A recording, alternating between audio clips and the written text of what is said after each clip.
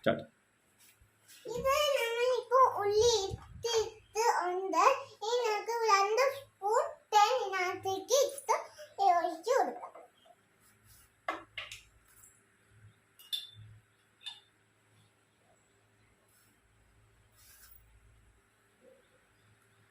Start. അപ്പൊ cup നമുക്ക് ചേർത്ത് വെക്കാം.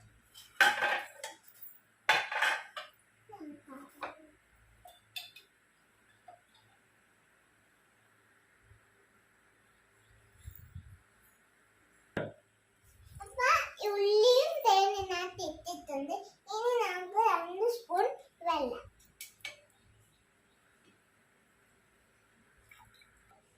ഉള്ളിയും തേനും വെള്ളവും ഇതിനകത്ത് ഒഴിച്ചിട്ടുണ്ട്. ഇനി നമുക്ക് മിക്സിയിൽ ഇതൊന്ന് അരച്ചു. ഇനി നമ്മള് മിക്സിയിൽ ഇത് ചതച്ചെടുത്തിട്ടുണ്ട്. ഇനി ഇതിലിട്ട് ഇത് അരച്ചെടുക്കാം.